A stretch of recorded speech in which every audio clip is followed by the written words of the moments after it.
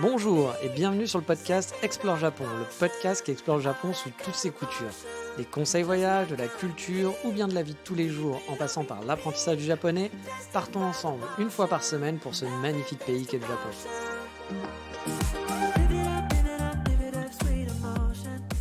Bonjour à tous, j'espère que vous allez bien et que vous commencez doucement mais sûrement à préparer les fêtes de fin d'année. Bah oui, on commence à se rapprocher légèrement. De mon côté, ça avance, ça fait longtemps en fait que j'ai pas eu l'occasion d'avoir un chez moi, vous le savez, et de pas être aussi tout seul à Noël, parce que j'en ai passé des Noëls tout seul, glauque, peut-être pas jusqu'à ce mot-là, mais c'est vrai que Noël normalement c'est plutôt des trucs en famille, ou avec vos amis, ou avec quelqu'un que vous appréciez, et moi c'est vrai que pendant plusieurs années, là, depuis le Japon, j'ai eu des Noëls un petit peu tout seul, voilà, où je faisais pas grand-chose, je me fais juste un petit repas, puis c'était tout, quoi. Donc j'en profite pour faire ça bien cette année. Bah oui, j'ai déjà pu acheter mon sapin de Noël, bon... Ici, même si ça reste possible, par exemple chez Ikea, on va quand même oublier le coût du sapin naturel. C'est pas comme par exemple, je me souviens l'année dernière, j'étais en Autriche pour Noël, où il y avait plein de petits marchés de Noël, où il y avait plein d'endroits où on pouvait acheter des sapins, il y avait vraiment les vendeurs à tous les coins de rue. C'était vraiment ambiance Noël, j'aime bien Noël, donc c'était un truc cool. Mais là, ici, oui, on trouve pas des sapins à tous les coins de rue, voire on trouve pas non plus des sapins aussi facilement que ça, quoi, même des synthétiques. Et puis en plus, il y a les fameux problèmes des poubelles. Bah oui, les poubelles, c'est tellement relou ici que je suis sûr que pour le sapin de Noël, il doit falloir appeler un service de déchets de la ville, en japonais bien sûr, parce que sinon c'est pas rigolo, pour qu'ils viennent le récupérer, puis que vous allez devoir payer en plus le déplacement, etc. Donc je sens que ça va être quand même un truc assez compliqué si vous partez sur le sapin naturel. Il y a aussi Ikea, je sais qu'ils proposent a priori de récupérer ou alors de ramener les sapins. Je ne sais plus s'ils les récupèrent, je ne sais pas s'ils viennent les chercher ou si c'est à vous de les ramener. Je pense que c'est à vous de le ramener. Mais vous pouvez le ramener sur place. Et sûrement que vous avez un petit chèque cadeau, quelque chose comme ça. Ou alors c'est peut-être payant, je ne sais pas. Non, je crois que c'est pas payant, mais je crois qu'il faut juste ramener le sapin. Mais par exemple, moi, Ikea, il n'y en a pas à Kyoto, quoi. Ikea, il faut aller à Kobe ou à Osaka. Celui, par exemple, je crois le plus pratique, ça doit être celui de Kobe. Mais voilà, il faut le ramener. Donc, si vous n'avez pas de voiture, etc., pour ramener. Puis finalement, le coût de l'essence et compagnie pour ramener un sapin, ça fait un peu chier, réellement. Ça commence à faire un petit peu cher tout ça, quoi. Donc moi j'ai opté pour le plus facile, j'avoue, le fake sapin. Ça on en trouve quand même, comme une fois c'est pas à tous les coins de rue, vous n'allez pas en trouver en sortant de chez vous, mais on en trouve assez facilement dans les magasins comme Nitori qui est l'équivalent d'un Ikea japonais, Amazon on en trouve un aussi, il y a même le magasin Franfran qui est un truc pour girly, on va dire, pour le maquillage, pour acheter il y a aussi un peu des tasses, des machins, mais voilà, c'est un truc un peu girly. Et il y a aussi Ikea, bien entendu, qui vend du vrai sapin, mais aussi du faux sapin. Donc vous pouvez aussi en trouver sur place, le commander en ligne, et ils vous le livrent. Donc voilà, ça c'est fait. Mon sapin de Noël est arrivé là cette semaine. Enfin, là vous allez avoir, j'ai enregistré ce podcast une semaine à l'avance, donc voilà, c'est il y a 2 semaines que j'ai reçu mon podcast. Il est prêt. Alors pourquoi aussitôt ? Déjà parce que je me connais, je m'y serais peut-être pris à la bourre et ça aurait été chiant, donc là autant s'y prendre à l'avance. Et j'aimerais bien faire mon sapin de Noël avec ma Megumi, le décorer. Et je sais, elle va venir donc fin novembre me voir. Donc du coup, j'aimerais bien en profiter à ce moment-là. Parce que je sais pas si en décembre, on va pouvoir se revoir assez rapidement. Puis ça me fait chier d'avoir un sapin, puis de l'avoir que le jour de Noël. Il y a des gens, je sais qu'il y a des gens qui achètent le sapin de Noël 3 jours avant et qui le jettent le lendemain. Voilà, le 25, c'est déjà à la poubelle, ou le 26. Moi, je suis plutôt du genre à l'avoir pendant un bon mois chez moi, voire un mois et demi. Puis c'est voilà, avec les décos, c'est la fête à la maison, quoi. Tu vois, c'est cool, t'es dans l'ambiance Noël, quoi. Là, par exemple, j'ai hâte, moi qui travaille dans mon salon et dans mon canapé, j'ai hâte d'avoir le sapin de Noël que je vais allumer tous les soirs avant de travailler. Puis voilà, ce sera petite ambiance LED, une guirlande de Noël dans le sapin, quoi. C'est plutôt cool. Avec les cadeaux qui attendront que ma Megumi vienne à Noël et compagnie. Donc, j'avoue, j'ai un petit peu hâte pour tout ça et de fêter Noël. Et vu que j'adore Noël, j'ai aussi préparé un calendrier de l'Avent pour ma Megumi, qui va pas trop s'attendre à ça. Même si elle est très contente de fêter Noël avec moi, elle en a déjà parlé, elle a quand même du mal à comprendre mon excitation là-dessus, parce que moi je suis à bloc. Ouais, j'adore Noël et là je suis déjà en train de préparer. Moi j'adore réfléchir à trouver des cadeaux. Je suis pas du genre à moi Noël c'est pas on s'offre des chèques cadeaux. Pour moi ça c'est l'anti-Noël. Pour moi, même si effectivement c'est vrai que le problème de Noël c'est qu'on va s'offrir plein de cadeaux et souvent des trucs qui servent à rien, où on est voilà, la personne va vous faire plaisir, mais finalement vous n'allez pas vous en servir, c'est des trucs qui traînent ou qu'on revend. Moi je reste quand même dans l'esprit de Noël, je trouve que c'est bien d'aller se prendre la tête, d'aller faire les magasins, d'essayer de trouver un cadeau original, pas forcément une idée de ouf, mais trouver un cadeau, essayer de mettre un peu du sien et de se dire, allez, je vais faire plaisir à la personne, qu'est-ce qui lui ferait plaisir? Et pas dire, bah tiens, je vais acheter le CD que j'adore et je vais lui offrir. Oui, bah ils écoutent des CD encore au Japon, donc bon, ma phrase passe quand même. Mais voilà, c'est pas, parce que souvent aussi, il y a ces gens-là, hein, vous savez, les gens qui vous offrent des cadeaux, ils vous offrent ce qu'ils aimeraient recevoir. On va dire, c'est cool, mais c'est pas pour toi le cadeau, en fait, c'est pour moi, donc il faut te mettre un peu à la place, l'empathie, chose que beaucoup de gens n'ont pas beaucoup. Voilà, mais moi c'est un truc que j'aime bien. Ouais, c'est aussi un plaisir personnel. Hein. Je vais pas, c'est pas juste de l'empathie, c'est que moi j'ai un plaisir personnel à aller fêter Noël et puis ça me fait marrer, ça m'excite d'aller d'aller chercher des idées, trouver des beaux cadeaux, machin et tout. Tout ce concept, j'aime beaucoup. Puis après, bien sûr, décorer le sapin avec ma Megumi, j'ai hâte, voilà, de lui faire partager un peu ma folie de Noël. Mais c'est vrai que pour elle, encore une fois, c'est les différences culturelles. Bah, alors, j'ai encore de la chance parce qu'elle est quand même intéressée par Noël, je vous expliquerai après. Mais c'est vrai qu'elle me dit régulièrement, elle fait, mais tu me parles tout le temps de Noël, c'est pas normal, enfin, tu vois, qu'est-ce qui se passe? Et tu sais qu'à chaque fois que je lui parle, moi je suis là en train de dire, ah putain, ça y est, j'ai fait ça pour Noël, ah j'ai hâte qu'on soit à Noël, ah j'ai préparé, vivement que tu viennes quand on fera le sapin, etc. Et c'est vrai elle est un peu dépassée, elle était très contente de le faire, mais elle est un peu dépassée là par le français qui adore Noël. Et quand je vous dis la petite anecdote, c'est effectivement, j'ai un ami qui écoute le podcast et qui vit à Fukuoka. Lui, par exemple, sa copine, je sais que ça a été très compliqué. Le premier Noël avec elle, il a été un peu en mode, lui, il avait fait un petit repas, etc. Et elle a été vraiment genre comme si c'était un repas normal, et puis hop, on fait la vaisselle, quoi. Et du coup, je me souviens qu'il m'avait dit qu'il était un peu genre, un peu au bout du holo, enfin pas comme ça, mais voilà, que c'était genre un peu, genre lui, il était un peu excité à faire un bon repas pour Noël, et puis c'était pas mon niveau, je pense, hein, parce qu'il est pas très matérialiste à vouloir acheter plein de trucs, donc c'était pas le côté genre il y a plein de cadeaux et autres, mais c'était juste un peu, on fait un bon repas, c'est la fête de Noël, quoi. Et puis bah sa meuf, elle a vu ça comme un repas normal, quoi. C'est-à-dire, c'était genre, ça y est, j'ai fini de manger, hop, c'est bon, quoi. À la limite, elle aurait mangé un onigiri, c'était pareil, quoi. Donc c'est vrai qu'il y avait un peu la déception. Donc bon, moi, elle a l'air quand même d'être à un niveau un peu plus dans l'attente de faire Noël ensemble. Mais je pense qu'elle est pas prête. Elle est pas prête pour mon Noël. Et donc, bah, je vous parlais du calendrier de l'Avent. Donc j'ai préparé un calendrier de l'Avent. Je suis encore en train de le préparer. J'ai trouvé un petit système de sachets que j'ai décoré avec des masking tape kawaii. C'est l'avantage du Japon, hein, c'est qu'on peut trouver plein de petits trucs déco. On peut faire des trucs mignons très facilement. J'ai acheté 24 petits cadeaux avec quelques cadeaux un peu plus sympas dans le lot. Bah oui, et puis on est au Japon, encore une fois. Comme c'est pas compliqué de trouver du kawaii, c'est pas non plus très compliqué de trouver des petites idées de cadeaux, des trucs à 300-400 yens, donc des trucs qui vont vous coûter 2 euros, 3 euros. Bon, ça fait un budget quand même, hein, parce que 24 x 2 ou x 3 ou x 4, ça fait quand même un budget au final, ça fait quand même un beau cadeau. Mais bon, c'est assez marrant. J'ai par exemple trouvé un sachet de sel de bain qui était super joli, avec qui faisait en gros bah voilà, avec des petits pandas. C'était des pandas qui sont dans un sento. Et c'est super bien décoré. Voilà, c'est un vieux sento avec une vieille image qui fait très japonaise avec des pandas qui sont en sento. Voilà, c'est un cadeau à la con, mais je pense que tu l'ouvres, c'est un sel de bain, c'est toujours pratique. Puis ça te fait plaisir. Il y a la petite excitation, je pense, tous les jours. Enfin, j'espère qu'elle l'aura et que ça lui fera plaisir. Bah, d'avoir un petit truc, puis tu sais pas ce que c'est pas juste un bonbon. Et puis voilà, quoi. T'as un petit cadeau, un petit truc original. Je suis parti sur plein de choses à la con. Et je pense voilà, que ça va lui faire plaisir. Je suis arrivé sur des petites gommes fantasy. Si c'est pas compliqué de trouver des petites gommes fantasy, j'ai trouvé des cartes pour lui écrire un petit mot, une journée, un truc joli. J'ai acheté un genre de petit calendrier en forme un peu origami, en forme de fleur qui est très sympa. Je sais plus, j'ai acheté vraiment énormément de petits trucs, des trucs qui m'ont pas coûté trop cher, des petits pins jolis, un truc pour ranger sa carte Suica derrière son téléphone en 3D avec un chat. Voilà, il y a plein de trucs à la con. Si vous cherchez, franchement, trouver des bonnes idées, c'est vraiment pas compliqué de trouver des bonnes idées de cadeaux au Japon. Donc bref, c'est un peu mon excitation du moment, c'est préparer Noël. Donc je kiffe, ça me fait plaisir et c'est un petit peu voilà, les dernières news voilà, du moment pour moi au Japon. Et bien sûr, bah là, une fois que j'aurai enregistré ce podcast, car le week-end qui arrive, je vais rencontrer les parents de ma Megumi. Donc quand vous écouterez ce podcast, j'aurai déjà rencontré les parents de ma Megumi. Je vous en parlerai sûrement dans l'épisode suivant, un petit point là-dessus. Mais allez, les petits focus, je vous dis maintenant on fait des petits focus 36-15 ma vie, j'ai eu des retours de gens qui aimaient bien, donc je me suis dit on continue. Je vais pas faire que des focus, genre vous parler voyage, vous parler de quelque chose. Et puis en même temps aujourd'hui c'est un épisode quand même un peu 36-15 ma vie, parce que vous avez vu dans le titre, on va faire un bilan des 6 mois au Japon, parce que ça va faire quasiment 6 mois quand vous écouterez ce podcast que je suis au Japon, pas tout à fait mais presque. Que je suis revenu au Japon, hein, bien entendu. Je vous refais pas l'historique, vous connaissez un peu mon historique, hein, donc puis pour ceux qui débarquent sur le podcast, je vous invite à écouter, il y a plein d'épisodes, hein, surtout dans les hors-sujets où j'explique tout. Donc voilà, donc ça fait 6 mois et je voulais refaire un petit bilan, voilà, vous faire avec vous dire voilà qu'est-ce que j'ai pensé de mon retour au Japon, est-ce que je suis content, parce que j'ai mis beaucoup d'énergie là-dedans ou pas, etc. Et c'est marrant parce que les 6 mois, je peux les comparer à une autre période où j'avais été au Japon pendant 5-6 mois. C'était en 2019-2020, vous savez, juste avant le Covid.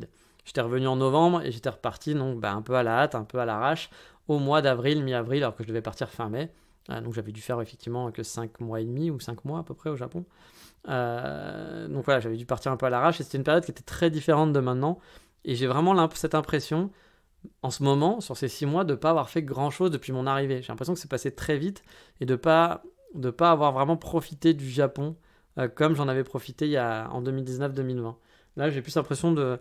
Je suis plus content qu'en mode nomade, par exemple, dans les villes où j'étais, etc. Mais j'ai pas cette impression de plénitude que j'avais eue voilà, à l'époque, ou même par rapport à la première fois où j'étais en 2018. Mais pourtant, il s'en est passé des trucs. Depuis que je suis arrivé, comme je vous dis, j'ai l'impression que c'est passé très vite, mais il s'en est passé. J'ai vécu dans un hôtel où je travaillais la nuit avec mon laptop, dans les parties communes. J'étais un peu comme un fantôme, voilà, à travailler le soir jusqu'à 4-5 heures du matin. J'ai récupéré les clés de mon appartement. Puis, je ne sais pas si vous vous rappelez aussi, quand je travaillais dans l'hôtel, je vous avais dit que c'était très spécial comme ambiance. C'était chiant, parce que c'était chiant pour travailler avec la musique, etc. et autres. Mais qu'en même temps, j'avais bien aimé. C'était assez rigolo. Sur une certaine période, c'était un truc un peu plus commun, comme ça, de vivre dans un hôtel et puis de travailler la nuit sur son laptop, en voyant les gens passer dans la rue, etc. À 3h du mat, en voyant un peu ce qui se passait. C'était un peu une expérience que j'avais bien aimé. Puis après, j'ai quand même récupéré les clés de mon appartement, j'ai emménagé, j'ai galéré avec les trucs administratifs, j'ai couru à droite, à gauche. J'ai rencontré le Megumi aussi, qui me fait cavaler régulièrement à Wakayama les week-ends. J'ai repris mes marques, j'ai pu me racheter des choses, aménager mon appart, comme je vous l'ai dit, me sentir bien. Enfin, je vais pas revenir en détail sur tout, voilà. Mais bref, on va revenir quand même sur mes impressions de 6 mois au Japon et pourquoi j'ai l'impression, ce premier sentiment que j'ai, c'est que j'ai l'impression que c'est pas hyper positif. Mais attention, on va mettre quand même des guillemets. Donc comme je dis, voilà, le premier sentiment que j'ai, il n'est pas positif dans le sens où, comme je vous l'ai dit, j'ai cette impression de ne pas avoir pu profiter du Japon comme je l'ai fait avant. Mais bon, encore une fois, il y a pas mal de points qu'il faut mettre dans le contexte par rapport à avant. Je suis arrivé l'été. Donc déjà, arriver en plein été, c'est un truc que je voulais pas parce que je savais que ça allait pas être bien d'arriver l'été parce que je n'aime pas l'été au Japon, enfin à Kyoto, il fait trop chaud. Je suis arrivé en plein été, enfin dès le début de l'été, on va dire, avec le mois de juin jusqu'à fin septembre. Donc ils sont pas les mois les plus agréables pour gambader et faire ce que j'aime au Japon. Parce que pourquoi en fait j'ai le sentiment de ne pas avoir le temps et puis le truc, c'est que ce que j'aime au Japon, c'est explorer. J'adore marcher, j'adore aller visiter des coins, pas forcément faire le touriste, aller dans des coins trop touristiques, mais juste explorer, aller dans des coins pas très connus et me faire des balades avec mon appareil photo, j'adore ça. J'ai rencontré aussi ma petite amie très rapidement. Et beaucoup de mes week-ends, du coup, se sont retrouvés coupés. Voilà, sont retrouvés un peu occupés. Et coupés, par exemple, de 6 heures de transport aller-retour. Donc, vous perdez déjà 6 heures à chaque fois le week-end pour aller la voir. Puis, il y a de la vie à l'hôtel aussi. Je suis obligé d'aller à l'hôtel le week-end. Alors, certes, c'est chouette. Je suis content d'être avec elle et de la voir. Mais là encore, je n'ai pas le temps vraiment d'explorer. Là, par exemple, je vais aller ce week-end à Wakayama. Il va falloir que je me lève, je finis de travailler à 2h du matin, donc je vais me lever vers 10-11h, je vais me taper 3 heures de train. Bon, si j'arrive à me lever vraiment à 10-11h, c'est cool, mais souvent j'ai un peu de mal, donc je vais arriver en milieu d'après-midi. En milieu d'après-midi, je vais aller me faire un café, parce que je me serais un peu rushé pour aller faire mes 3 heures de train, etc. Je vais me faire un café, puis après, finalement, déposer mes affaires à l'hôtel, et il me reste très peu de temps pour faire quelque chose sur Wakayama. Je vais retrouver ma Megumi, qui va être fatiguée, donc on va sûrement aller après sa journée de travail, donc on va aller manger quelque part, puis on va rentrer, on va pas aller se faire une grosse balade de nuit, etc. Puis le lendemain, voilà, souvent, c'est ça, vous avez un dimanche, vous êtes avec votre copine, vous en profitez un petit peu, et puis c'est pas cette optique de genre, je prends mon appareil photo, je vais explorer, je vais découvrir le Japon. C'est des week-ends très classiques, on va dire, et du coup, c'est vrai que j'ai un peu ce ressentiment de manque de pas pouvoir faire ce que j'adore quand je suis au Japon. Il y a eu aussi tous ces trucs administratifs à régler qui m'ont pris énormément de temps et j'en ai encore maintenant. Et vu que j'ai voulu mieux m'installer que la première fois, j'ai eu plus de démarches. Ma banque, j'ai dû la faire rapidement par exemple. Et même si ça a pris du temps, j'ai quand même dû la faire rapidement par rapport à en 2018 ou quand j'étais venu. Ou par exemple en 2019, j'avais pas du tout à faire de banque ou quoi que ce soit. J'ai installé la fibre chez moi la dernière fois en 2018. Enfin la première fois en 2018, j'avais juste pris un pocket Wi-Fi. Ça avait été très rapide à faire et beaucoup moins compliqué pour se renseigner, etc., que sur la fibre où personne ne comprend comment ça marche ici. J'ai acheté beaucoup plus de meubles, j'ai fait ma carte My Number que j'avais pas fait la première fois, etc. Bref, j'ai été beaucoup plus plongé dans l'administratif finalement que lors de ma première venue au Japon en 2018. Puis cette fois-ci, j'ai un travail aussi. Alors certes, en 2018, j'allais à l'école, mais c'était que 4 heures par jour sur place. Mais ok, je passe aussi facilement 4 heures de plus à étudier ou à faire des devoirs. Donc au final, en termes de temps de travail, c'est à peu près similaire. Il y a 8 heures de boulot, j'en fais un chouïa plus, mais voilà, c'est 8 heures de boulot, 8 heures d'études finalement, je pense à peu près. Donc c'était à peu près kiff-kiff. Mais je sais pas, j'ai quand même l'impression d'avoir moins de temps pour moi en général. Peut-être aussi c'est du fait qu'au fait que je travaille la nuit et que j'ai plus ces sorties resto, ou alors le moment où tu glandes devant tous les soirs quand tu rentres, t'es fatigué après de ta journée, bah tu glandes devant Netflix ou un jeu vidéo après avoir bossé. Moi là l'après-midi souvent bah je vais pas glander, je vais essayer de faire des trucs perso etc. Puis je vais pas me mettre sur un jeu vidéo l'après-midi en sachant que je vais travailler le soir. Donc il y a peut-être ce décalage aussi qui fait que j'ai l'impression d'avoir un peu moins de temps libre alors qu'au final j'en ai je pense autant, voire sûrement plus parce que je me souviens que quand j'étais à l'école, il y a des week-ends où j'étais obligé de travailler, où j'étais obligé de faire des trucs, alors que là, mes week-ends sont quand même assez libres. Bon, sauf que maintenant, effectivement, il y a Mamegumi, etc. Donc, mes week-ends ne sont pas totalement libres. Donc voilà, c'est un peu le cumul de tout ça. Car oui, comparé aussi à la première fois aussi, je suis plus dans l'ambiance projet. On va dire, on continue la vie. Que dans le côté où j'étais en 2018, voire aussi en 2019. Yeah, je suis au Japon, enjoy, wouh, allez, on profite. Bah oui, parce que la première fois, j'étais vraiment dans cet état d'esprit. L'école me prenait du temps, mais quand c'était fini, j'étais en mode temps libre. Voilà, c'était école terminée, je faisais rien d'autre. J'étais mon temps libre, dès que l'école était finie, je le passais à kiffer, à explorer le Japon. J'étais pas en train de me dire ah tiens, je vais essayer de me former dans tel truc, ou tiens, je vais enregistrer un podcast par exemple, parce que mine de rien, le podcast ça me prend du temps aussi toutes les semaines, ou toutes les 2 semaines maintenant. Donc voilà, j'étais vraiment dans une ambiance. Dès que l'école est finie, ça aurait été le travail, bah le temps libre, c'est du temps libre. Alors que là, bah mon temps libre c'est rarement, ça l'est, hein, ça a quand même du temps libre, mais c'est beaucoup moins du temps libre qu'avant, clairement. Euh, puis j'avais beaucoup plus aussi en étant qu'étudiant, j'avais beaucoup plus de vacances. Là, dans mon boulot, j'en ai quasi pas. Pour l'instant, j'ai juste les jours fériés canadiens, donc je sais pas combien il y en a, il doit y en avoir une dizaine de jours fériés environ, et j'ai rien d'autre. Donc là, ça fait 2 ans que j'ai juste 10 jours de fériés canadiens, j'ai pas d'autres vacances. Je vais avoir bientôt, parce que j'ai négocié ça, 10 jours en plus. Donc les jours de congé au Canada, parce qu'au Canada, vous avez le droit à 10 jours de base. Donc voilà, on est très loin par exemple de ce qu'on a en France, où en France, on va avoir 25 jours, plus on a les RTT, plus on travaille que 38 heures, pas 40, donc je fais 2 heures de plus chaque semaine, hein, mine de rien. Et vous avez des RTT derrière en plus pour compenser, parce que normalement, vous devriez travailler que 35. On se retrouve avec quoi? Avec 25 jours, plus les jours de RTT, ça doit être une vingtaine aussi, ou peut-être une quinzaine, j'en sais rien, un truc comme ça. Ou une dizaine. Bon, en gros, vous avez 35 jours, plus les jours fériés, il doit y en avoir une quinzaine. Donc voilà, vous avez quasiment 1 mois et demi de vacances, voire 2 mois. Peut-être 2 mois, j'abuse, mais il y a au moins 1 mois et demi de vacances par année. Donc, alors, moi, là, pour l'instant, j'ai 10 jours. Donc, bah, forcément, ça joue. Et si je compare aussi par rapport quand j'étais étudiant, en tant qu'étudiant, on avait beaucoup de vacances. C'est-à-dire qu'en tant qu'étudiant, de mémoire, on avait 3 semaines de vacances tous les 3-4 mois. Donc du coup, cumulé, ça faisait quasi 3 mois de vacances dans l'année. Je sais plus si j'ai dit 3 mois ou 3 semaines, mais c'est 3 semaines de vacances, hein, pas 3 mois de vacances tous les 3-4 mois. On avait 3 semaines, à chaque fois on avait des packs de 3 semaines. On avait des packs de 3 semaines à la rentrée en avril, donc entre mars et avril. On avait ensuite, je crois qu'on avait la Golden Week, oui, on avait une semaine pendant la Golden Week. Après on avait 3 semaines pendant l'été, au mois de fin juillet et août. On avait 3 semaines en fin septembre, octobre et 3 semaines à Noël. Donc ça faisait quand même pas mal de vacances, hein, ça fait quand même pas mal de packs de vacances. Donc c'est vrai que ça laissait du temps pour profiter. 3 semaines, vous avez le temps. Là, si on m'offrait régulièrement 3 semaines, je peux vous dire que j'aurais déjà exploré un peu plus le Japon. Hein. J'aurais fait des vacances et j'aurais pas eu le même discours, je pense, ça c'est sûr. Mais bon, c'est normal, c'est le travail, hein, c'est comme ça. Mais bon, la vie étudiante avait quand même, même si c'était intense, la vie étudiante, elle avait quand même ce bon côté d'avoir ces vacances que là, j'ai pas du tout.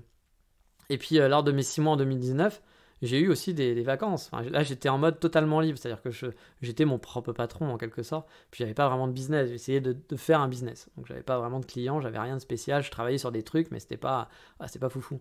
Donc, j'étais un peu quand même en mode, j'allais au café pour travailler tous les jours, mais j'avais pas d'obligation. Voilà. Donc, lors de mes 6 mois en 2019, j'ai pu aller par exemple 2 semaines en Corée. Puis, j'avais fait aussi 2 semaines à Tokyo. En 2018, par exemple, j'avais fait un passage. J'avais fait 3 passages à Tokyo, de 2 semaines à chaque fois. Et puis j'avais aussi, voilà, comme je vous dis, exploré le Kansai avec toutes mes vacances.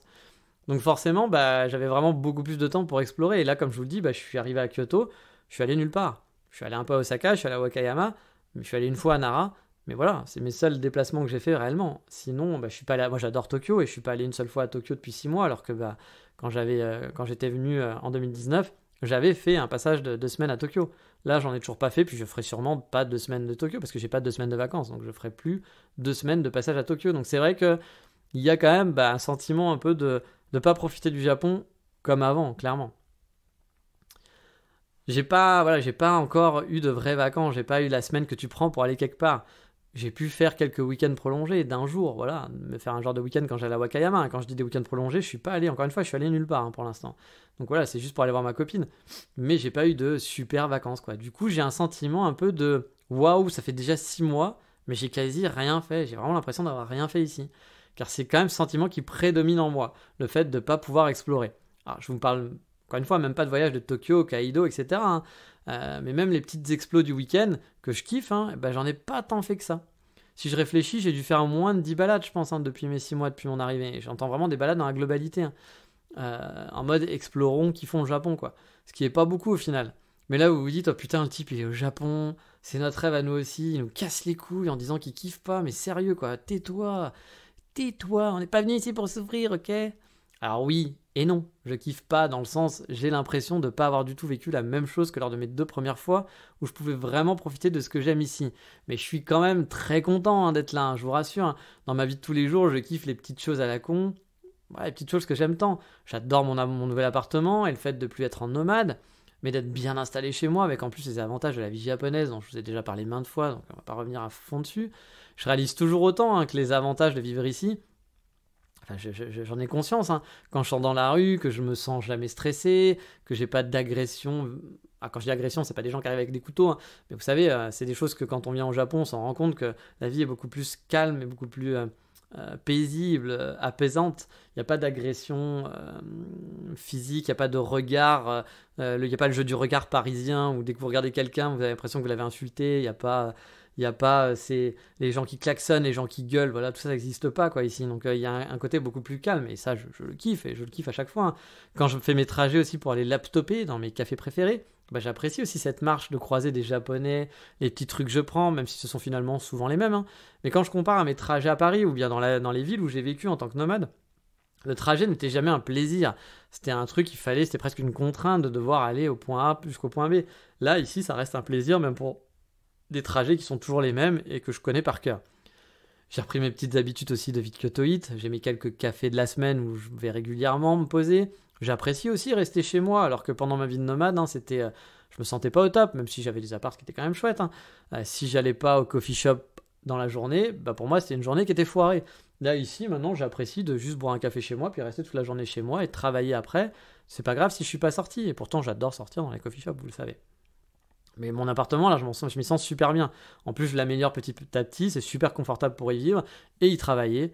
Bon, même si je me passerai des petites bêtes et des petits insectes qui viennent du champ d'à côté, parce que j'ai des de gros mille pattes poilus qui se baladent régulièrement sur ma terrasse, que je dois dégager une fois tous les 2 jours, on va dire. J'ai eu le passage aussi d'un très gros cafard un jour chez moi qui est rentré puis qui s'est vite barré par l'aération, je vous en avais parlé. J'ai aussi un jour une grosse araignée qui était là, que j'ai dû chasser. Parce que voilà, c'est le problème de la vie quand on est les désagréments de la vie quand on est à côté d'un champ, parce que j'ai un champ encore une fois qui, je pensais qu'il était exploité, mais je commence à avoir des gros doutes sur le fait que quelqu'un l'exploite. J'ai l'impression que c'est juste un champ qui est là, enfin c'est un terrain vague avec plein de végétation, mais que personne n'en fait rien. Je pensais que quelqu'un en faisait quelque chose, mais j'ai pas l'impression, parce que pour l'instant j'ai jamais vu quelqu'un travailler, puis j'ai jamais vu le champ évoluer, être coupé, être labouré, être travaillé. Donc je pense qu'en fait c'est juste un terrain vague. Mais voilà, j'ai aussi un passage régulier, par exemple, d'un chat qui marche le long de mon muret, enfin plusieurs chats qui entourent ma terrasse.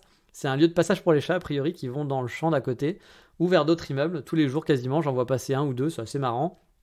Pas tout le temps, parce que par exemple, il y a 2 jours, à 5h du matin, j'allais me coucher et 10 minutes après, j'ai entendu un cri de l'enfer.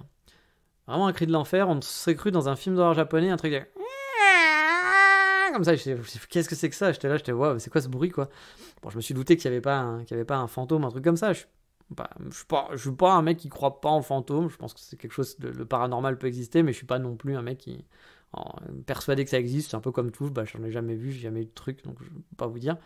Mais voilà, je me dis bon, pourquoi pas, comme les Martiens, pourquoi pas, qui viendraient sûrement pas de Mars, mais qu'on appellera quand même les Martiens, parce qu'on aime généraliser, voilà.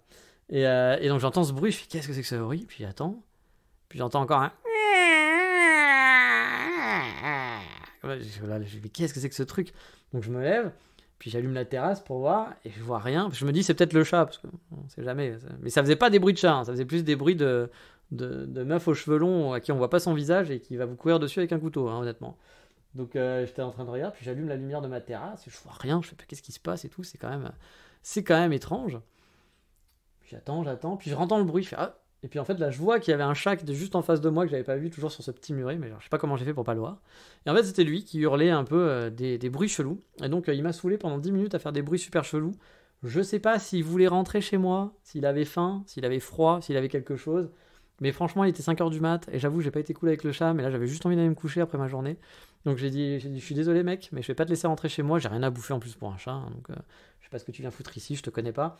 Donc je suis allé me coucher. Voilà, j'ai pas été cool, mais je pense qu'il peut trouver d'autres voisins sympas. En plus, les Japonais kiffent les chats, donc je pense qu'il trouvera des gens pour s'occuper de lui. Puis peut-être qu'en fait, il voulait pas du tout rentrer, il était juste en mode relou à discuter avec les autres chats. Mais voilà, j'ai ces petits passages de chats qui d'habitude sont plutôt sympas. J'aime bien les voir passer là comme ça, il me regarde, il est toujours en mode tiens, qu'est-ce qui se passe. Mais là, à 5h du mat, j'avoue, il m'a un peu saoulé. Mais bon, trêve de chat au Japon, ça fait donc 6 mois que je revis ici. Et quand je prends un peu de recul, je suis vraiment aussi content de moi par contre, car c'était pas gagné que je revienne aussi vite. En plus, les conditions, même si je me plains, hein, mais je suis français, hein, c'est normal, je suis là pour aller, sont pas si mauvaises que ça. J'ai un appart qui est chouette, comme je vous le dis, qui est plus grand que les appartements où je vivais sur Paris ou même au Japon, alors que mon dernier appartement au Japon, enfin pas celui de 2018, le Jardin du Pin, je le kiffais, et là je le kiffe encore plus. Je vis en plein centre-ville, c'est super pratique. Dès que je dois faire du shopping ou que je vais aller dans des cafés, je suis hyper bien placé. J'ai un confort que je n'avais pas ailleurs, hein, vraiment, hein, couplé à la douceur de vie japonaise. Donc pour moi, c'est presque l'idéal. Hein, on ne peut pas faire beaucoup mieux, quoi. Je peux travailler chez moi, j'ai pas de temps de transport, je bosse assis dans mon canapé toutes les nuits. Bon, c'est sûr que je suis décalé avec les gens en travaillant de nuit, mais pour le moment, ça me pose pas plus de problèmes que ça. Je regrette quand même de ne pas pouvoir faire des restos et des bars plus souvent, parce qu'en gros, il y a juste les samedis et les dimanches où je peux sortir le soir au final. Et vous me connaissez, j'adore les marchés, j'adore explorer. Donc souvent, après plusieurs heures de marche, quand j'ai réussi à sortir le week-end, j'ai pas spécialement envie d'aller au resto, j'ai plus envie d'aller rentrer puis de me poser tranquille chez moi. Donc voilà, j'avoue que le côté resto ou bar, par exemple, j'en fais pas beaucoup et ça me manque un peu.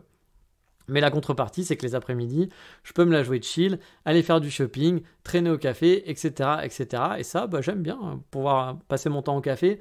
Après, c'est vrai que dans un monde idéal qui ne sera pas le mien, je préférerais aller au coffee shop la journée, travailler au coffee shop. Moi, pour moi, l'idéal, ça serait de travailler au coffee shop le matin, me lever, aller au coffee shop, faire 2-3 heures, enchaîner derrière dans un coworking pour rencontrer un peu du monde, être un peu dans un environnement, et de temps en temps être chez moi, bien sûr, mais voilà, pouvoir switcher.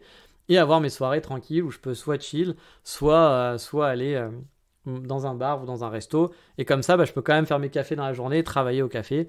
Pour moi, ça serait l'idéal. Mais bon, là, c'est déjà bien. Contrairement à un boulot traditionnel où vous êtes obligé d'être chez vous. Bon, là, je peux aller au café l'après-midi. J'ai pas de réunion, j'ai pas de machin. Je suis pas obligé de faire des visios. Ne faites pas de visios dans les cafés. Je sais. Alors ça, c'est un truc, je vais pas vous aimer si vous faites ça. Mais je déteste. Je n'aime pas les gens qui t'appellent au téléphone dans les transports en commun. En fait, qui se servent du téléphone ou qui vont parler fort, qui vont faire des trucs dans des espaces publics où il y a du monde. Et quand vous êtes dans un coffee shop, moi, je me rappelle qu'à Budapest, ça me rendait fou. Tous les Européens et les Américains font leurs visios, leurs réunions, tous les mecs qui travaillent, ils font comme s'ils étaient à la maison, quoi. Je vous avais dit, il y en avait même qui marchaient avec leur téléphone, qui faisaient les 100 pas dans le café, et qui marchaient avec leur téléphone en train d'appeler. Tu fais, mais mec, tu te crois où? T'es pas chez toi. Il y a d'autres gens qui sont là, si tu veux appeler, t'appelles dehors. Ça, c'est un truc aussi que j'adore au Japon, c'est ce respect. Au Japon, les gens, qui vont prendre un coup de fil, ils vont sortir du café. Il fait froid? Il pleut? Bah ouais, tu réponds pas sinon. C'est pas grave, les autres gens ont pas à subir de t'entendre, surtout que c'est souvent ce qu'on va avoir, c'est oui, mais quand il y a des gens qui parlent entre eux, finalement oui, mais c'est pas la même chose. Vous savez très bien que d'avoir une conversation en entier, d'avoir deux gens qui parlent à côté de vous, c'est pas pareil qu'un mec qui parle tout seul au téléphone. Et puis souvent au téléphone, on a tendance, ou devant une visio, hein, on a tendance à hurler, on a son casque, on s'entend pas parler et on fait pas attention finalement. Et à ça, moi, j'avoue que c'est un truc qui ne le faites pas. Voilà, s'il vous plaît, ne le faites pas. Soyez poli avec les autres gens, ne le faites pas. Peut-être que vous trouvez ça cool, mais les 3/4 des gens trouvent pas ça cool. Enfin, quoi qu'en Europe, maintenant, j'ai plus l'impression que c'est devenu, malheureusement, comme beaucoup de choses, c'est que maintenant, tout le monde le fait. Puis, du coup, c'est devenu la norme. Et je trouve, moi, perso, ça me plaît pas. C'est pour ça que je suis très content au Japon aussi. Ça aussi, ça fait partie des trucs qui fait que je suis très content. C'est qu'ici, je vais bosser avec mon laptop, je fais chez personne, mais les autres me merdent pas non plus. Personne n'est en train de mettre de la musique, n'est pas en train de parler en faisant une visio, etc.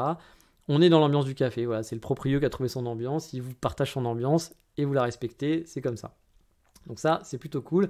Et donc j'ai cet avantage de pouvoir aller dans les cafés et de profiter la journée parce que j'ai pas de travail, j'ai pas à faire de réunions, etc. Donc je peux Parce que si je devais faire mon travail là actuellement, souvent on va m'appeler ou des choses comme ça. Bon bah ça serait compliqué pour moi d'être dans un café, de devoir répondre, de devoir sortir, ne pas avoir l'écran devant moi quand on partage l'écran, donc je pourrais pas aller dans les cafés. Donc là c'est l'avantage, c'est que je peux effectivement y aller tous les jours. L'autre point positif aussi, outre le fait que j'ai réussi à revenir m'installer, a priori durablement, j'ai l'impression que c'est quand même bien parti là au Japon, c'est que j'ai rencontré ma Megumi. Et ça fera 4 mois et demi environ qu'on est ensemble. C'est pas toujours simple, mais bon, comme dans tous les couples, hein, parce qu'au plus j'ai le chic pour choisir ce qu'on appelle communément dans le jargon des filles à problème, entre guillemets, que ce soit au Japon ou ailleurs, hein, c'est mon truc a priori. Mais c'est une fille qui fait beaucoup d'efforts, qui n'est pas trop japonaise dans son style de vie. J'entends par là qu'elle se la joue pas petite princesse ni trop niaise, qu'elle est pas dans l'attente d'une vie de choufou. Pour vous dire, hein, elle paye régulièrement les restos. J'ai jamais eu besoin de dire ou de faire des techniques pour sortir un bon. Ça serait cool que tu payes toi aussi. Je vais pas t'inviter tout le temps, quoi. Parce que pour moi, ouais, on voulait l'égalité. Et il faut l'égalité partout. Hein. C'est-à-dire que c'est pas le mec qui va payer sans arrêt. Ça me fait très plaisir moi d'inviter, que ce soit ma Megumi ou des amis. Mais moi, ça me fait plaisir d'inviter des gens quand eux, ils m'invitent aussi et que c'est pas toujours dans un sens, par exemple, tout simplement. Puis que ça soit naturel. C'est-à-dire qu'on fait pas les comptes. C'est pas, j'ai payé cette fois, puis là, t'as payé, ouais, mais là, c'était le resto qui coûtait plus cher. Non, bien sûr. Que ça soit quelque chose de naturel, voilà, que ça se fasse sans calcul, quoi. C'est genre, bon, tiens, cette fois, je paye. Tiens, ça me fait plaisir aujourd'hui, machin. Ouais, si vous avez payé 2 fois de suite, c'est pas grave. Mais voilà, tant que ça va pas plus dans un sens que dans un autre, quoi. Et là, non, franchement, ça se passe vraiment bien. Tout s'est goupillé nickel, comme j'ai dit, hein, je l'ai invitée les premières fois, mais elle a jamais fait de chichi là-dessus non plus, parce que moi ça me saoule aussi les gens qui me disent ah non tu m'invites pas, machin et tout. Ça fait plaisir, c'est bon, c'est pas grave, c'est juste un resto quoi. Et elle m'a invité aussi spontanément, et ça tourne comme ça parfaitement. J'en connais plus d'un qui n'ont pas cette vie-là avec leur Megumi. On va dire que il y a beaucoup de Megumi qui sont quand même très portés sur le fric, je vous en ai déjà parlé. Hein. Elle est pas du tout portée sur le fric, elle m'a jamais demandé combien je gagnais, c'est-à-dire que là ça fait 4 mois et demi qu'on est ensemble, on est quand même très proches, elle ne m'a encore jamais demandé combien je gagnais d'argent. Alors oui, elle a pu voir mon appartement, elle a vu que mes meubles, etc., que j'étais pas un galérien, mais elle m'a jamais posé cette question-là. Et alors que la question de c'est quoi ton travail, en gros combien tu gagnes, 80% du temps quand j'ai rencontré des Megumi, c'était une des top 3 questions qui arrivaient dans le début de la conversation. C'était vraiment genre combien tu gagnes, c'est important. Et donc là je suis plutôt content d'avoir une Megumi qui soit plutôt bien de ce côté là, parce que moi j'ai pas envie d'avoir une Megumi choufou à la maison, ça m'intéresse pas. Moi je veux qu'elle bosse, voilà, je veux pas être le seul connard à bosser et à ramener de l'argent. Voilà, pour moi je suis pour l'équité, hein, justement, pour que les femmes puissent travailler, que les hommes aussi, qu'on soit payé pareil, etc., qu'on fasse les mêmes tâches ménagères et compagnie. Mais voilà, je suis pour l'équité, donc c'est pas genre on fait l'équité pour les mauvais côtés, mais que derrière après c'est tranquille la loutre et puis je peux glander avec mes copines et aller au café. Non, on va avoir une vie similaire quoi. Et donc c'est très cool parce qu'elle est pas du tout comme ça. Donc ça j'avoue, je suis plutôt content, je suis bien tombé, parce que c'est pas si simple que ça quand même au Japon de tomber là-dessus, je trouve. Hein. Je vais pas dire que tous les Japonais sont comme ça, hein, c'est pas vrai. Mais il y en a quand même beaucoup qui sont en mode choufou, hein, qui sont en mode je recherche la vie de choufou, qui ne le sont pas encore, mais qui ont dans les plans bien précis de l'enfant, le choufoutisme, et tout va bien quoi. Donc non, moi c'est pas mon kiff. Et en plus, je m'attendais pas à trouver une Megumi cette année, hein, pour être honnête. Hein. Je savais que l'installation allait prendre du temps, que j'allais sûrement pas avoir la tête à enchaîner les dates. Donc voilà, c'est une agréable surprise, surtout que pour le moment, ça se passe plutôt bien. Et on va dire que dans ma to-do list, c'est un truc en bon à faire, voilà, tout bêtement. Après, on verra bien comment ça se passe, mais il y a quand même une perspective qu'elle quitte Wakayama et qu'elle s'installe en début d'année chez moi. Donc c'est quand même, on avance. Après, on ne sait jamais comment ça va se passer, mais pour l'instant, ça se passe plutôt bien. Oui, on est aussi trivial, hein, mais venir au Japon, je vous l'ai déjà dit, c'est pas une fin en soi pour moi, hein, dans mes projets. Je voudrais bien gagner ma vie aussi, mettre de l'argent de côté pour le futur, car j'ai eu 42 ans il n'y a pas longtemps. Je suis plus tout jeune, hein, faut que je commence déjà à penser à tout ça. Moi, j'ai pas de PEL ou de parents qui vont me léguer une maison familiale, etc. J'ai pas tant d'argent que ça sur mon compte, même si vous l'avez vu, j'en dépense quand même pas mal pour mon installation. Mais voilà, je dépense justement un peu mes économies et j'en ai pas beaucoup. Quand je suis revenu du Japon, il me restait 4 000 euros, hein, sur mon compte, sur tous mes comptes, hein, j'avais pas autre chose, j'avais 4 000 euros quand je suis revenu la première fois du Japon en 2020, donc après le Covid, donc c'était un peu tendu. Donc voilà, il va falloir que ça vienne de moi et que j'arrive à économiser, que j'arrive à faire de l'argent, parce que sinon ma vie risque d'être un peu compliquée dans le futur. Et en parlant de maison, justement, c'est un de mes rêves. J'ai jamais eu de maison à moi. Mes parents ont beaucoup déménagé pendant ma jeunesse et moi, aussi, du coup, je les ai suivis. Puis quand j'étais adulte, j'ai aussi beaucoup déménagé. J'ai habité Paris, etc. Donc, avec des loyers super chers, habiter dans des cages à lapins. J'aimerais avoir mon vrai chez moi où je peux faire des trous. Voilà, faire des trous dans les murs, c'est con, mais j'aimerais pouvoir faire des trous. Où j'ai des pièces où j'ai plusieurs places, car oui, vivant dans les grandes villes, j'ai jamais vécu dans des plus grands appartements que 60 mètres carrés, et encore, j'étais en coloc à chaque fois, hein. Et la plupart de ma vie d'adulte, j'ai vécu dans des 25, 30 mètres carrés, j'ai vécu dans des 18 mètres carrés, etc. Du coup, avoir un chez moi avec plusieurs pièces, dont des pièces qui servent à rien, ça me plairait pas mal, ouais. Et surtout d'avoir un chez moi au Japon, ça, j'avoue, ça me ferait kiffer d'avoir ma petite maison au Japon, petite maison dans Kyoto, j'avoue, ou dans une autre ville, hein, pourquoi pas, mais j'avoue, ouais, ça serait un bel achievement. Le jour où j'aurai ma carte de résident permanent, le jour où avec ma Megumi, voilà, il y aura un mariage et que ça se passe bien et qu'on sait que voilà, tout se passe bien, qu'il n'y a pas de mauvaise surprise, parce que je vous l'ai déjà dit, hein, c'est pas très bien ce que je vais dire là, je pense que là les féministes me tomberaient dessus, mais c'est quand même à prendre en compte. Au Japon, la culture est différente et souvent j'ai vu des gens avec qui ça se passait très bien avec leur copine au départ, c'était génial, tout était parfait. Puis vient l'enfant, et quand l'enfant arrive, là, c'est plus du tout la même histoire, et c'est l'enfer sur Terre pour le mec. Donc voilà, je reste encore, je prends encore du recul avec tout ça. Pour l'instant, ça se passe très bien avec ma Megumi, mais je ne sais pas ce que ça va donner par la suite. J'espère, je pense que c'est bien parti, mais on ne sait jamais, j'aurai peut-être des mauvaises surprises moi aussi, hein. Je ne suis pas plus intelligent que les autres, et il y en a plein qui se sont fait avoir. J'espère ne pas me faire avoir non plus de ce côté-là. Donc voilà, pour moi, ça sera quand même bien aussi dans le futur. Mon but, ça va être d'économiser, voilà, pour acheter un jour, voilà, j'espère, cette maison et avoir mon chez moi ici. Bien sûr, c'est un but lointain, mais voilà, c'est dans un autre but lointain que j'ai, c'est aussi d'avoir la résidence permanence. Cette résidence permanence, comme je vous l'ai dit, où là aussi, ça sera un petit achievement, où je serais content d'avoir ça, parce que ça t'enlève un peu cette épée de Damoclès au-dessus de la tête, où tu sais pas, bah, voilà, si tu vas devoir repartir chez toi un jour. Pour l'instant, je suis pas, comme je vous l'ai dit, hein, c'est bien parti, mais je suis pas assuré de vivre au Japon. Si ma boîte arrête de travailler avec moi au bout d'un moment, que je retrouve pas quelque chose derrière, que j'arrive pas à faire un visa, bah c'est retour en France. Il y a plein de gens pour qui ils ont dû revenir comme ça. Bon, là, je vais peut-être avoir ma Megumi, me marier avec elle, etc. Ça me fera une sécurité en plus, mais bon, je vais dépendre de quelqu'un. Je n'ai pas envie de dépendre de quelqu'un pour un visa. Je veux que mon visa il soit safe, qu'il soit cool. Et donc, c'est la résidence permanence. Moi, jusque-là, je connaissais le coût de la résidence permanente si ça faisait 10 ans que tu habitais au Japon et que tu avais eu certains revenus pendant ces 10 ans, etc. et autres. Mais j'ai appris qu'il y avait une version un peu plus courte qui permet de demander cette résidence permanente, en gros au bout d'à peu près 3 ans, je pense. Mais c'est certains critères, il faut quand même bien gagner sa vie, il faut certains types d'études, etc. Je ne sais pas si je vais rentrer dans les critères. Mais si je peux rentrer dans ces critères, bah c'est vrai que si dans 2 ans maintenant, enfin dans 1 an et demi on va dire, je peux faire cette demande permanente parce que c'est un système de points, bah j'avoue, j'irai dessus parce que bah, ça serait quand même un peu plus safe pour moi, parce que bah, j'ai toujours cette épée de Damoclès, j'y pense pas tous les jours, mais bien sûr elle est là, vous savez pas si vous allez pouvoir rester. Là je m'installe, c'est-à-dire si je m'installais pas et tout, etc. Mais là j'ai quand même dépensé beaucoup d'argent et tout, bah si dans 2 ans je dois partir, ça sera de l'argent dépensé pas pour rien, mais j'aurais quand même dépensé pour rien, parce qu'il faudra que je revendrai pour pas cher. Donc voilà, ça serait un peu un échec, puis il faudrait repartir, etc. Donc ce serait beaucoup d'échecs. Donc c'est cette petite épée de Damoclès qui est toujours là, quoi. Puis dans 3 ans, quand je vais devoir renouveler mon visa, j'aurai sûrement cette épée de Damoclès. Si par exemple je suis pas marié, que j'ai pas de copine, bah, j'aurai sûrement ce truc, est-ce que je vais avoir un visa? Parce que pour X raison, on peut vous refuser, hein. Moi j'ai eu 3 ans, et il y a plein de gens par exemple qui m'ont demandé, qui m'ont dit, alors moi j'étais très surpris, qui m'ont dit, waouh, t'as eu 3 ans, mais comment ça se fait que t'as eu 3 ans? Normalement, la première fois c'est 1 an, et tout, etc. T'es vachement chanceux. Et des gens qui avaient des profils qui étaient peut-être mieux que les miens n'ont eu qu'un an. Voilà, donc bah, tous les ans, vous avez cette petite épée de Damoclès. Moi, si j'avais eu qu'un an, je me serais pas installé comme j'ai fait maintenant. Parce que je me serais dit, bah, si dans 1 an, finalement, mon truc, je dois repartir, c'est quand même la merde. Mais bref, on n'y est pas encore hein, là-dessus, hein, c'est des petits projets. En 6 mois, je suis quand même voilà, plutôt satisfait de mon parcours, ma situation est stable. Et je pense que c'est quand même parti pour durer, c'est quand même bien parti. J'ai trouvé une Megumi, chose que je pensais pas du tout. Voilà, je pensais que c'était pas atteignable cette année, que j'aurais pas le temps de m'occuper de ça. Je suis super bien installé, je me suis fait plaisir sur quelques achats. J'ai la vie paisible japonaise et je kiffe toujours autant. Bien sûr, il y a eu quand même des points négatifs, comme je vous l'ai dit. Hein. Au niveau physique aussi, je me suis tapé donc une MST. C'était la première fois que j'avais une MST de ma vie. Là, j'ai quand même la bouche en feu depuis 2 semaines et demie, qui est un peu relou. Alors, ça m'a repris, ça s'était calmé ce week-end. Enfin, le week-end avant que j'enregistre, là, on est un mercredi, je crois. Ça s'était calmé. Et puis là, c'est revenu là depuis lundi. Et puis bon, là, c'est en train de rebaisser. Donc, je sais pas exactement ce que c'est, mais il va peut-être falloir que j'aille voir un dentiste, effectivement. Mais bon, du coup, c'était chiant. Il y a eu la chaleur de l'été qui n'a pas été cool. Ça n'a pas été le pire aussi été, hein. Je vais être honnête, hein. J'ai vécu tout de même en 2018 un été qui était largement plus chaud que là. Là, c'était chiant, il faisait chaud avec le masque. Il n'y aurait pas eu le masque, en fait, l'été aurait été presque jouable. Il faisait chaud, mais presque jouable. Mais c'est vrai que le masque n'aide pas pour avoir chaud. Enfin, vraiment, c'était horrible de porter le masque. Dès que tu portes le masque, tu prends 4-5 degrés en plus. C'était vraiment, vraiment affreux. Et donc, bah, ce côté où j'ai l'impression de faire beaucoup de choses, mais pas de profiter du Japon comme j'ai profité avant. Mais, encore une fois, hein, je suis parti sur le négatif de ça.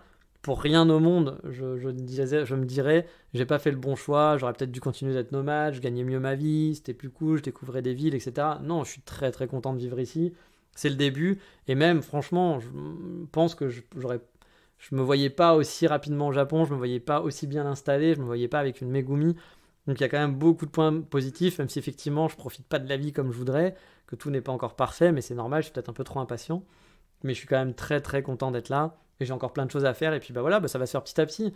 Effectivement, j'ai fait plus de trucs quand j'étais en 2018 étudiant. Quand je suis revenu en 2019-2020, où là c'était génial parce que j'avais pas de contraintes du tout. Donc quand par exemple je voulais me balader en plein milieu de semaine, je pouvais aller me faire une balade en plein milieu de semaine. Puis si je me disais bah, je travaillerai pendant le week-end, c'est pas grave. Je pouvais m'organiser comme je voulais. Il y avait une liberté qui était vraiment géniale. J'ai adoré cette liberté que bah, on n'a pas en tant que salarié, vraiment. J'ai adoré cette liberté que j'ai moins. Donc ça, j'avoue, c'est un truc qui me manque. Mais après, voilà, j'ai quand même plein d'avantages. C'est quand même cool. Ce travail me permet de vivre au Japon aussi, donc c'est vachement chouette. Donc bah, je me plains pas non plus. Voilà, hein, on va remettre dans le contexte. Hein. Je suis honnête avec vous, je vous redonne mes ressentis. Mais je suis vraiment très très content d'être ici. Et bah voilà, je sais que ça va prendre du temps. Et puis que bah, peut-être les balades, je vais en faire moins souvent. Je vais peut-être pas aller à Tokyo sur une année. Mais peut-être qu'en 10 ans, eh ben, j'aurais pu quand même aller quelques fois à Tokyo. Et puis bah, ça sera déjà cool. Ou aller à Hokkaido, aller dans d'autres endroits, visiter un peu plus. Puis bon, la vie va évoluer. On ne sait pas comment ce qui va se passer dans 2 ans, 3 ans, 5 ans. Donc on verra bien. Mais bon, pour ces 6 premiers mois, c'est très différent finalement de mes autres venus au Japon. Puis j'ai moins le côté surprise aussi, hein. Ça j'en ai pas parlé, mais forcément je connais le Japon maintenant. Donc quand je reviens, j'ai beaucoup moins de surprises. Je suis moins dans la découverte. Donc il y a aussi ce côté-là, ce plaisir-là qui est un petit peu enlevé, parce que bah, quand c'est des habitudes maintenant, vous connaissez. Enfin, quand vous venez régulièrement au Japon, bah, au bout d'un moment, vous vivez plus la même chose, quoi. Mais je suis très content. Voilà, j'ai quand même plein de petits plaisirs dans la vie quotidienne et je savoure vraiment. Je vous en avais toujours parlé que c'était quelque chose d'important pour moi au Japon, mais ce côté paisible de la vie japonaise, je le savoure à 200%. Mais voilà, c'était un peu long encore aujourd'hui, surtout pour faire du blabla. Je vous avais pas fait découvrir de nouveaux coins et tout, mais je crois que vous aimez bien aussi ce genre de truc. En fin d'année, de toute façon, on va pas trop faire dans la découverte. Je pense qu'on reprendra l'année prochaine. Puis comme je l'ai déjà dit, l'année prochaine, il y aura sûrement une nouvelle version d'Explore Japon. Donc il y a peut-être moyen que vous ayez des trucs un peu sympas niveau balade et découverte. Je pense qu'il y a moyen que ça soit un peu plus cool. Mais je sais que bah, le podcast est aussi pour moi une façon de partager la vie au Japon, parce qu'il y a des gens qui sont intéressés par ça. Donc ouais, j'espère que vous n'êtes pas là que pour le voyage et que les hors-sujets de toute façon m'ont montré que vous aimiez bien aussi ces petites tranches de vie de comment ça se passe au Japon. C'est fameux 36-15 ma vie, car oui, je suis vieux, j'ai connu le Minitel. Et allez, il est temps d'aller, comme d'habitude, vous le savez maintenant, à l'insta du moment.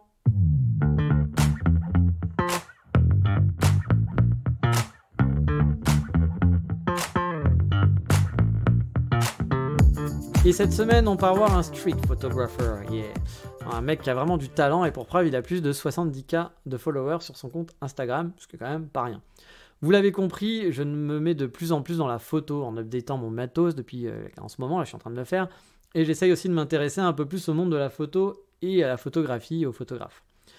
Parce que oui, j'ai beau adorer prendre des photos, je suis en aucun cas un vrai photographe. Ça me fait vraiment super plaisir, parce que là depuis quelques temps en plus, je sais pas pourquoi, il y a plein de gens qui d'un coup sont venus me parler là depuis une semaine et demie, pour me dire qu'ils adoraient mes photos, qui me posaient des questions sur comment je faisais des photos, qui me demandaient pourquoi je fais pas d'expo, pourquoi j'ai pas de portfolio.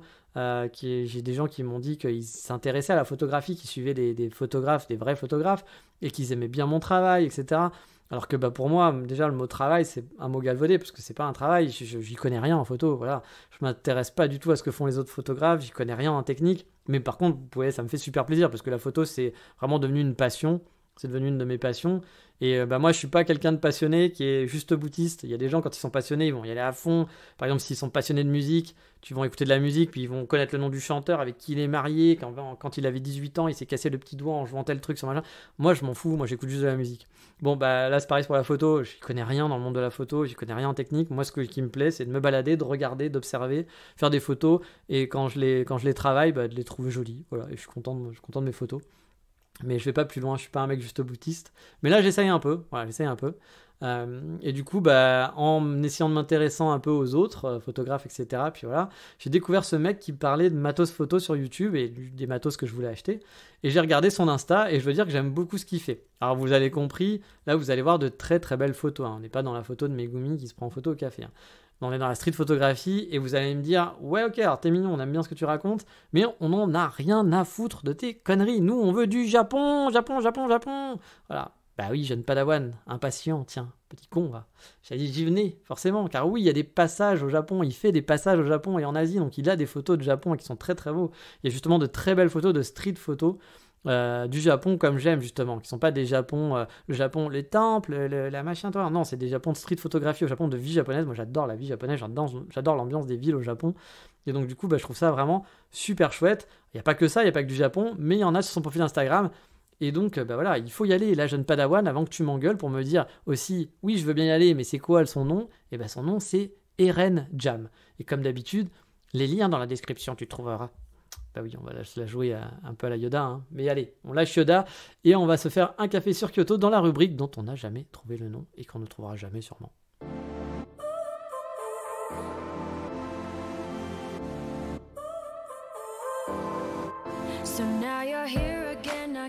Et justement, je suis en train d'enregistrer et bien qu'il y ait voilà, le chat de terrasse. Ouais, je suis pas très bon en impro freestyle. Mais voilà, il y a mon petit ami le chat qui m'avait réveillé à 5h du mat qui est en train de passer sur la terrasse et qui est en train de grimper. Toujours marrant. Donc vous pouvez faire un petit coucou au chat japonais qui est en train de me regarder en train d'enregistrer le podcast. Mais revenons à la rubrique folle de mort.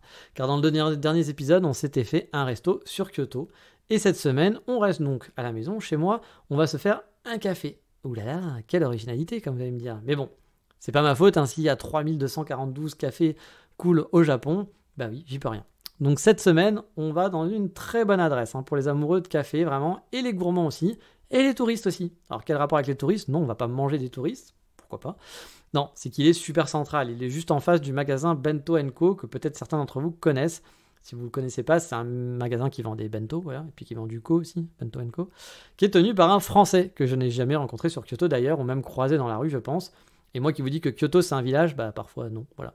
Mais je le suis sur Instagram, il est très connu, il avait un blog, ça fait très longtemps qu'il vit au Japon, il avait un blog qui s'appelait La Rivière au Canard, qui ne met plus 3 jours, je pense maintenant. Maintenant, il est surtout sur Twitter et sur Instagram, etc., à parler business et quand même montrer des photos de sa vie au Japon aussi, donc un jour, je vous parlerai de son compte Instagram aussi dans l'Insta du moment, parce que c'est pas des photos qui sont très jolies, c'est pas un super photographe, mais ça fait partie justement de la quotidien de quelqu'un, et moi j'aime bien suivre le quotidien de quelqu'un, ça me permet de découvrir des choses. Mais bref, ce café, c'est Direct Coffee, un café qui a ouvert, si je ne m'abuse, en 2020, juste avant le Covid, je pense. Le barista owner est un vrai passionné de café, oui, j'ai insisté sur le vrai, parce que c'est vraiment un passionné de café. Il parle de café à tous ses clients, même à moi. Il m'a tenu la jambe une fois et m'a expliqué qu'il était obligé de focus sur les pâtisseries car ça avait ramené énormément de monde, les jolies photos de pâtisseries sur Insta. Mais que lui, il en a rien à branler des gâteaux et que ça le saoule. Lui, son kiff, c'est le café et le bon café et que ça l'emmerde que les gens viennent pour les pâtisseries, mais que bon, business oblige, il faut bien vivre, surtout quand t'ouvres pendant le Covid. Et pour preuve, il a un choix de 6 à 7 cafés venant de chez Glitch Roaster. C'est un roaster qui est très réputé au Japon, qui est à Tokyo, Nagoya et depuis peu à Osaka. Je vous en avais même parlé une fois dans le podcast. Il a même parfois d'autres guests comme Leaf Coffee Roaster, un autre roaster réputé. Je pense que je vous avais aussi parlé de Leaf Coffee Roaster à Tokyo dans le podcast il y a pas mal de temps. Vous allez donc avoir le choix au niveau des boissons et pouvoir vous régaler aussi si vous êtes un passionné de café filtre. Et niveau gâteau, même si ça le saoule, il a quand même pas lésiné sur le niveau. Il y a aussi du choix, là, en genre 8-9 gâteaux, c'est toujours super compliqué de faire de choisir un gâteau chez lui. Et moi, personnellement, j'ai déjà mangé là-bas un croissant fourré à la crème de marron. C'était une tuerie. Le croissant était vraiment parfait, il n'avait rien à envier à un bon croissant en France. Il a tout un choix de gâteaux là aussi, vous allez bien kiffer. Bon, le lieu, c'est le seul bémol. Non pas qu'il soit nul, mais il a aucun charme, on va dire. Il est tout en longueur, il n'y a rien d'exceptionnel comparé à d'autres coffee shops que j'adore pour leur lieu où c'est vraiment confortable. Là, il est assez banal au final. Mais il a l'avantage d'être vraiment bien placé à 20 secondes d'un des marchés couverts, donc du centre de Kyoto. Je vous dis, c'est quasi juste en face de la boutique Bento & Co. Donc si vous connaissez, c'est vraiment très central dans Kyoto. Honnêtement, niveau qualité, il fait partie vraiment du haut du panier de Kyoto. C'est un des meilleurs cafés en termes de café de la ville. En plus, il a vraiment, mais vraiment pas à rougir pour les pâtisseries. Bien au contraire, honnêtement, là aussi, il y a du niveau. Les fils sont un peu chers, mais bon, les cafés de Glitch, ils sont pas réputés pour être bon marché, mais la qualité est au rendez-vous. Et si vous aimez parler café, il parle anglais, donc voilà, vous pouvez parler anglais avec lui. Vous allez vous faire un pote, car c'est un vrai moulin à parole quand il s'agit de café. Je crois aussi qu'il a gagné des prix de barista, il me semble, au Japon. Mais ça, je vais pas non plus m'aventurer. Il me semble avoir vu ça il y a longtemps quand j'avais vu le café ouvrir, mais je suis pas sûr. Puis je suis pas un fan. J'aime le café, j'aime le coffee shop, mais alors je suis pas du genre à suivre l'actualité des baristas non plus.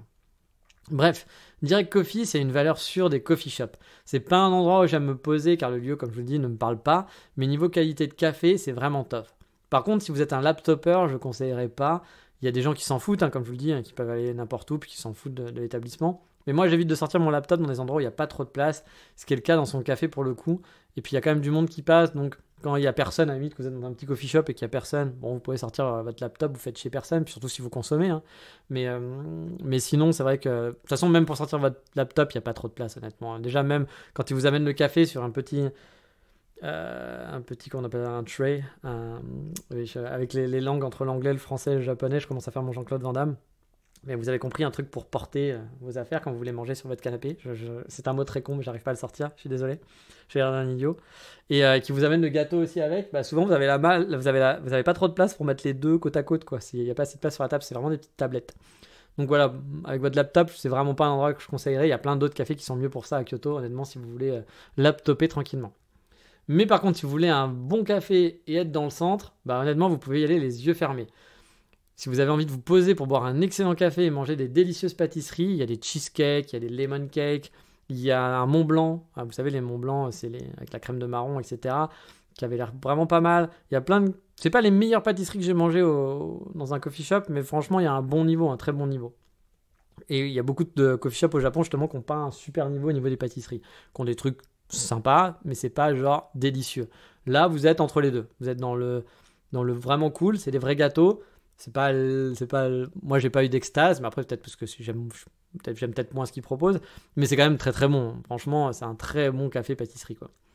Mais allez, on va continuer dans le plaisir. On va s'arrêter avec le café, mais on va quand même continuer pour le plaisir dans le coup de cœur du moment qui arrive. Ouais, pour ceux qui connaissaient pas Herbert Léonard, ne me remerciez pas et surtout n'allez pas faire de recherche sur YouTube.